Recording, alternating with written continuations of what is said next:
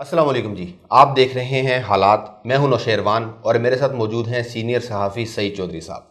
Sir कैसे हैं?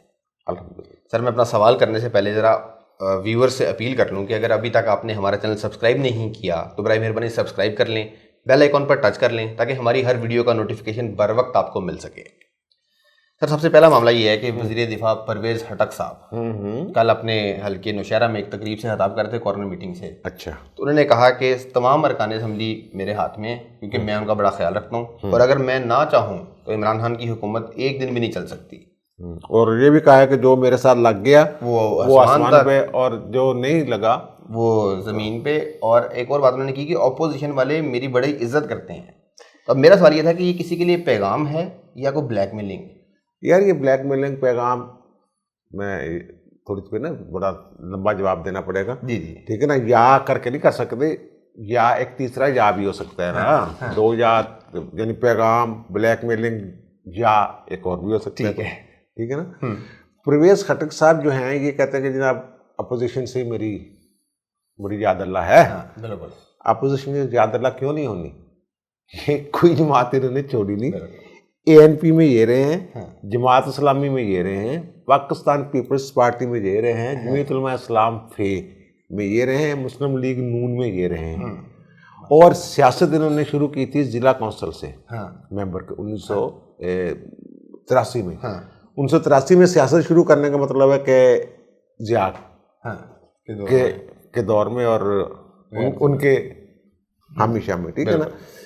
फिर ये 2008 में ये हुए हैं जब उनकी थी ना मुत्तहिदा हुकूमत ANP की और पीपल्स पार्टी की। बिल्कुल। वो होती साहब, अमीर हैदर होती साहब थे, उनके ये वज़ीर आबपाशी थे। बिल्कुल। फिर 2011 में जनाब कुछ बूस्ट मिला या बूस्ट दिया गया या ज़ाहिर किया गया कि बड़ा सियासतदान मैदान में आ गया। और अक्टूबर 2011 में इनका जलसा हुआ इमरान खान का मीनार पाकिस्तान पे। और वहाँ जनाब फिर वो शाह महमूद कुरैशी वगैरह भी शामिल हो गए। शाह महमूद कुरैशी के शामिल होने से लगा कि जनाब ये एजेंसियों ने इसके पीछे हैं इमरान खान को। इमरान खान एक बड़ी ताकत बन के सामने आ गया, तो ये फिर रिज़ाइन दे गए 2011 में। ठीक है। अक्टूबर वाले जलसे के बाद ना लाहौर वाले के, इन्होंने वहाँ से छोड़ के फिर PTI में शामिल हो गए, ज्वाइन कर लिया। ये तो होगी इनके वो मामला बनाने वाली। तो जो बात आपने की है कि इन्होंने ये क्यों इन्हें ये खिताब करना पड़ा, इन्होंने ना जब टिकट वहाँ तकसीम किए हैं KP में 2018 के इलेक्शन में, तो इन्होंने वहाँ इन पे एक इल्ज़ाम आया था कि भाई साहब ने कुछ पैसे भी बनाए हैं टिकट, क्योंकि ये करता धरता इमरान खान इन्हीं को बनाया हुआ था। ठीक है ना। तो और क्योंकि वज़ीर आला थे वहाँ, ये सियासी लोगों को जानते थे, वादे शादे भी किए थे इन्होंने कि मैं जनाब टिकट दूंगा ये वो। तो वहाँ भी गड़बड़ हुई थोड़ी सी। फिर इनकी ख्वाहिश थी कि मुझे वज़ीर आला KP के बनाया जाए, और वज़ीर आला KP के लिए इन्होंने MPA का इलेक्शन भी लड़ा था, लेकिन उन्होंने कहा नहीं भाई जी तुसी इमरान खान है, तुसी इन्हें छड्डो ते इधर आ जाओ, वफाक च आ जाओ, तो थोनों असीं कोई इत्थे। तो उस वक्त भी इनकी नाराज़गी जो है ना वो थोड़ी सी हुई थी, सामने आई थी बात। अब आपके दोस्त जो हैं इमरान खान, उन्होंने साहिवाल में ये फरमाया है कि कुछ पैसे इकट्ठे कर लिया लोग। उसकी समझ आई है कल इनके नौशहरा वाला जो है ना खताब, जो इसका खटक का। हाँ जी। और माजी में टिकटों की तकसीम। ओके, बिल्कुल। इमरान खान साहब जो है वो इल्ज़ाम अपोजिशन पे नहीं लगा रहे, कड़ियाँ मिलाए ना, कड़ी से कड़ी। ओके, वो जाके आता है मामला इन पे। ये बाहर है, यहाँ इनका असर और रसूख है इनके, यार भाई भतीजे भाभियाँ 8-10 लोग तो इनके घर के अपने। बिल्कुल। ठीक है ना। तो वहाँ ये KP में इनके असरात तो हैं ना, दोस्तियाँ भी हैं। बिल्कुल। अपोजिशन वालों के साथ भी मामला वो खुद कह रहे हैं मेरे ठीक है। तो ये पता चला है जब ये नौशहरा वाला आया ना खिताब। हाँ जी। फिर मैंने कहीं फ़ोन किए इधर उधर, अपने सोर्सेस से, यार ये क्या मसला है। तो उन्होंने कहा जो इमरान खान साहब ने जो इल्ज़ाम लगाया है ना, उनमें ये भी शामिल है कि ये पैसे बना रहे हैं वहाँ लोगों को कि मैं आपको सेनेट का टिकट ले देता हूँ, या आप सेनेट का इलेक्शन लड़े, मेरे हाथ में इतने MPs हैं, मैं आपको सेनेटर बनवा देता हूँ, आज़ाद भी लड़ लें, बाद में PTI में आ जाए। ये सारा इशू है। इस इन्होंने जैसे हुआ था ना, ये पंजाब में नून लीग में होते थे परवेज़ इलाही साहब, ठीक है ना, तो जब शहबाज शरीफ पहली दफ़ा वज़ीर आला बने हैं तो परवेज़ इलाही सबसे मजबूत उम्मीदवार थे, लेकिन वो बड़े अब्बा जी ने, मियाँ शरीफ साहब ने कहा कि नहीं, इन्हों जिंदगी भर तो नहीं रखना। तो नवाज शरीफ ने फिर कहा चलो अब्बा जी तुम कहते हो, तो फिर अब्बा जी की गल तो मनते ने ना। बिल्कुल। तो फिर इन्होंने जब मौका मिला परवेज़ इलाही वगैरह को, तो इन्होंने फिर नून लीग को खड़काया। बिल्कुल। तो परवेज़ खट्टक साहब भी जो है, ये भी अगर मौका मिलता है इनको कोई, तो वो खड़का देते हैं। वैसे भी वो आपको पता है वज़ीर दिफा जो है वो फौज वालों के साथ भी उनकी, बेशक हमारे तो यहाँ जो वज़ीर दिफा है उनका वो एक तरह से GHQ का मतहत किस्म का बंदा होता है, ठीक है ना। ख्वाजा आसिफ साहब के भी अच्छे तल्लुकात थे, वज़ीर दिफा के हेलो हाय तो हो ही जाती है ना, तो कोई दिल की बात भी कर लेते हैं। तो अब जो इन उस तब्दीली और ये वो, तो शाह महमूद कुरैशी साहब तो हैं ही, परवेज़ खट्टक साहब भी जो हैं वो इन हाउस तब्दीली में वो अपने आप को समझ रहे हैं कि मैं, और उधर ये भी आया हुआ है कि तहरीक एतमाद लाएंगे, तो उनको भी एक पैगाम है, ठीक है ना। और इमरान खान को एक तरह से इनडायरेक्ट ये है कि भाई आप मुझे अगर मैं पैसे बना रहा हूँ तो मैंने ना छेड़ यार, तेरी मेहरबानी मैं तेनों बंदे तोड़ के देवांगा, ना ना ना नहीं जिना कर, ठीक है ना। तो ये सारा मामला चल रहा है। तो परवेज़ खट्टक साहब जो हैं वो एक तीर से कई शिकार कर लिए, कई शिकार कर रहे हैं, जिनके इमरान को भी पैगाम चला गया, उनको भी पैगाम चला गया। अब वो वजाहतें वगैरह दे रहे होंगे या दे दी होंगी उन्होंने कि जनाब नहीं मैं बड़ा लॉयल हूँ इमरान खान का, लॉयल तो वो और 2011 तक वो उनके पीपल्स पार्टी के भी लॉयल थे। इनका यार क्या होता है, इन्होंने देखना है कि अगर यार उसको वजारतें उसमें मिलती है, ठीक है ना, बाद में किसी ने समझाया होगा यार तो वड्डी बड़क मार देती। इमरान खान की मर्जी तो बगैर तेन उस तब्दीली का एक मसला बनेगा ना, बिल्कुल अगला तेन तो नहीं करनगे। तो फिर उन्होंने एहसान गिनाने शुरू कर दिए। फिर उन्होंने कहा कि ना मैं वो इमरान खान ने बड़ा मेरे ऊपर ये किया, मुझे बड़े नायब शेब से ही बचाया उसको, वो एक केस पेंडिंग नायब से भी बचाया हुआ है, और भी ठीक है बड़े। सर दूसरा है मामला ये कि इमरान खान साहब ने प्रोमो चल रहा है, बड़े ऐलानात वगैरह भी उसके चल रहे हैं कि कल 4 से 6 फोन लाइन पे होंगे। अच्छा, आप डायरेक्ट फ़ोन करके अपने मसले मसाइल बताएं और फौरी हल होगा। अच्छा यार वो आप कल करना फ़ोन, आपका फ़ोन तो शायद मिले ही ना। बिल्कुल वो पता है वो अंगेज होता है ना यार, अंगेज होता है। एक लाइन और फिर आप उनको कुछ ऐसी बात, वो लाइव आएगा या टीवी पे? क्या तो नहीं कि लाइव नहीं, टीवी पे लाइव नहीं चलेगा, शायद PTV चलाए। अच्छा वो कंफर्म नहीं है? हाँ जी वो भी कंफर्म नहीं है। तो उसमें जब हमारे यहाँ आते हैं लाइव ले लेते हैं कॉल्स मुख्तलिफ प्रोग्राम्स में टीवी में, तो वो आपको पता है ना 5 सेकंड 3 सेकंड 7 सेकंड का कोई उसमें होता है कि ऐसी बात ना हो जाए, डिले होता है ना। हाँ जी। तो वहाँ अगर कोई इनको बात कर दे तो लाइव तो नहीं करेंगे, रिकॉर्डेड ही होगा। यार ये पहली दफ़ा नहीं हुआ कि लाइव।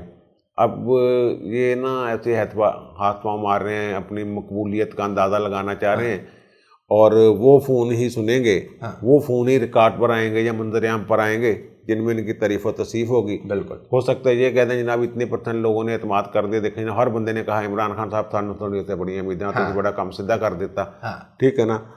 वो टमाटर की फसल ज़्यादा हो गई है तो उसका रेट नहीं थी आगे, तो वो कहेंगे देखा जनाब कितों ले आंदा 80 तो ले आंदा, आलू जरा 30 ले आंदा। बिल्कुल ठीक है ना, हालांकि इसमें कोई नहीं, आलू की फसल ही ज़्यादा हुई है, वो तो बेचारे जिम्मेदार जो है वो सड़कों किनारे रख के बैठे हुए हैं कि यार कोई उठा लो यार, ठीक है। बिल्कुल।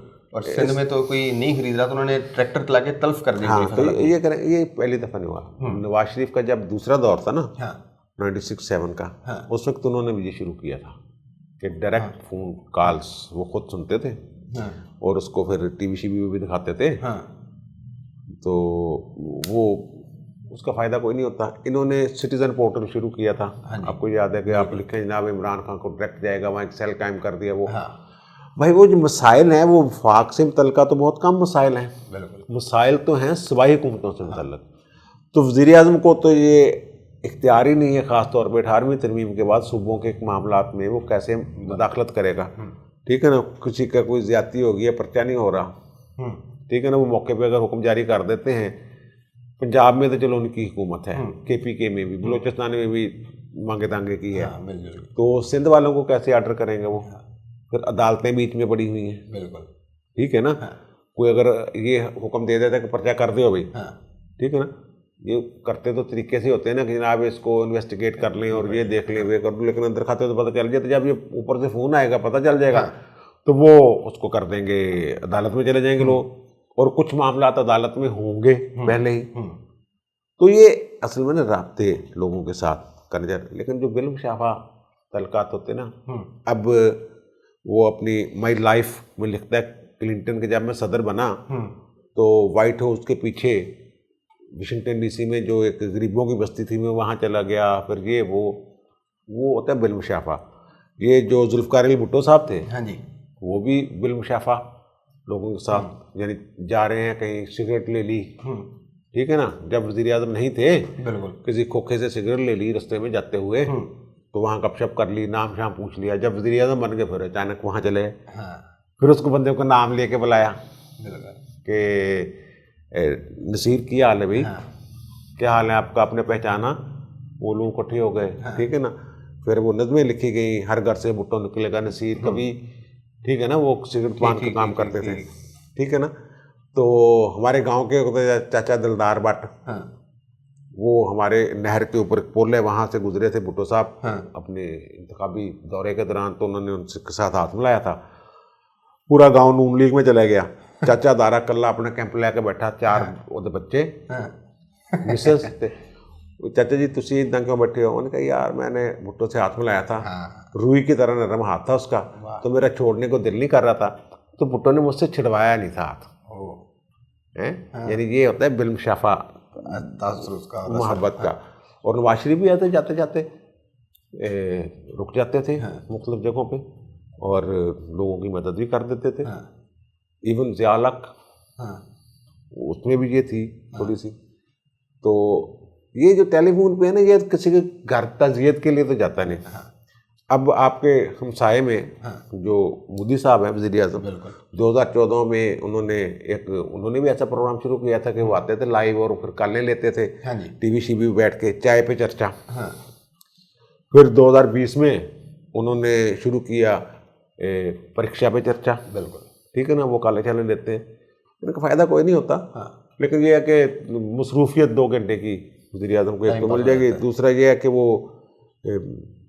शायद किसी का भला हो जाए। ये पूरी दुनिया में होता है, ये टोपी ड्रामा ज़्यादा होता है इसमें। सर मुशीरों और नीन को एक मौका मिल जाएगा एक और प्रेस कॉन्फ्रेंस, एक और प्रेस कॉन्फ्रेंस, वो ये टोपी ड्रामा ज़्यादा होता है। बिल्कुल ठीक है, ये जो है ना पॉलिटिकल स्टंट। सर जिस तरह अभी आपने बात की ना कि इमरान खान ने दावा किया जी महंगाई खत्म हो गई और बड़ी अच्छी कारकर्दगी है हुकूमत की, उसका कच्चा चढ़ा खुल गया। एक एक्सप्रेस अखबार की खबर, 3 कलम खबर है। अच्छा, मामू कांजन का वाक़या है। अच्छा, अब एक सुहेल नामी साहब हैं, उनकी बेटी का रिश्ता होना था रमज़ान नामी एक आदमी के बेटी के साथ।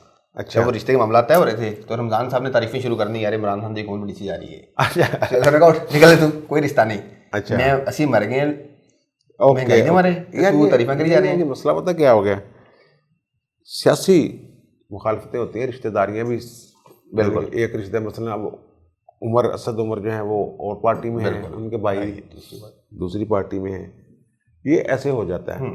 एक घर के आधे फर्द एक पार्टी में, आधे दूसरी में है।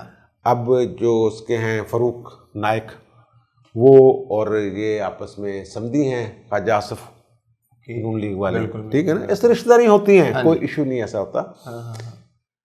लेकिन इन्होंने यार जो ज़बान इस्तेमाल की है ना, ख़ास तौर पर तर्जमानों ने और जो इनके कारकुन हैं, रुकन हैं, वो ऐसे लग रहा है कि जैसे ना एक तरफ PTI और दूसरी तरफ दीगर अवाम, जैसे दुश्मनी नहीं पैदा हो जाती। बिल्कुल, एक ऐसे ही तासर बिलावजह का पैदा हो गया है बहुत बड़ी एक तकसीम कर दी इन्होंने माशरे में। बिल्कुल।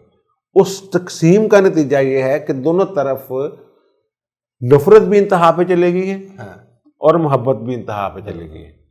उसी मोहब्बत का जब उन्होंने उनको कहा ना कि यार जान दे की गला करना, तो उन्होंने इमरान की फेवर में कुछ बुलंदो बांग, तो फिर दूसरी तरफ से वही काम शुरू हो गया। मैंने कहा ना, मोहब्बत और नफरत दोनों इंतहाओं पे अगर चले गई है तो ये खुदा का खौफ करें। कोई अगर मफामत की थोड़ी सी फजा कम से कम अवाम की हद तक तो रहने देना यार। तो ये रोज़ एक जो गालियाँ देते हैं, ऐसी ज़ुबान इस्तेमाल करते हैं जैसे हमने पहले भी कहा है कई दफ़ा कि यानी कि जब तक अग ना लगे उन्नी देर तक वो लफज लब के लिए अग लग जाए, ठीक है ना, रात में नींदर ना आवे तो मजबूर हो जाए दूसरा ग्रुप कि वो भी आके उसी तरह दी गालां कटे। अब दोनों तरफ चाहने वाले हैं। ठीक है सर, एक और मामला, ये रजी साहब ने ट्वीट किया है, रिजवान रजी साहब ने, ये कल अदाकारा नीलो की वफात के बाद उन्होंने कहा कि काला डाला पहली बार अदाकारा नीलो मरहुमा को लेके गया था। अच्छा, वो विगो डाला संजय। अच्छा, हाँ यार, ये ना अयूब खान के दौर का वाक़या है। हाँ जी। रज़ा शाह पहलवी जो है ना, वो ईरान के साथ हमारे बड़े अच्छे तल्लुकात थे। भाईचारा था बड़ा। उस वक्त रक्सो सरूर की महफिलें जो है ना, ये कोई बुराई नहीं थी। सरकारी सतह पे भी सरकारी नहीं बाकायदा होती थी। शराब शरूब ये तो इम्तनाए जो शराब है इसका कानून तो आखिरी दौर था भुट्टो का। अच्छा, तब आया। शराब खाने थे यहाँ पे। ईपल उमर के पास इधर लाहौर में बाकायदा शराब खाने थे, क्लबें थी। ये तो बहुत कुछ ओपन था। वो तो तहरीक निज़ाम मुस्तफ़ा के जब हुआ ना मामला, कौमी इत्तेहाद बना, तो उस वक्त पाबंदी शबंदी ना एक कानून बना था। ये ज़िया का कानून बनाया हुआ नहीं, ये भुट्टो साहब ने पाबंदी लगाई थी शराब पे ना। वो तो उस वक्त तो ये होता था। तो शायद दो अब रवायात हैं। एक रवायत ये है कि ये इनका नाम था सेंथिया अलेक्जेंडर फर्नांडिस। ये सरगोदा के करीब ना किसी गांव भेरा या वहाँ से थी। तो फिर फिल्म इंडस्ट्री में आ गई, रक्स की माहर थी। तो अब मैंने कहा कि दो रवायतें की है कि शाह ईरान ने खुद ख्वाहिश ज़ाहिर की थी कि वो उस महफिल में मैं इसको बुलाया जाए रक्स देखने।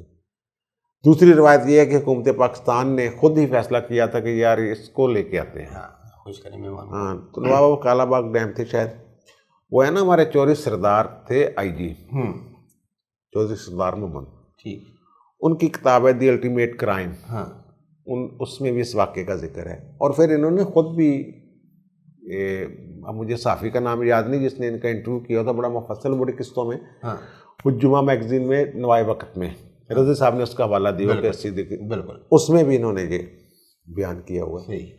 तो उन्होंने कहा जी वहाँ आना है शाह ईरान ने, तो वो समझ रहे थे कि ये फिल्म इंडस्ट्री की खातून है, तो ये तो भागी भागी जाएंगी बड़ी खुशी से कि जनाब शाह ईरान मेरा मदा, या मदा नहीं भी तो मैं वहाँ जाऊँगी तो वो मदा हो जाएगा।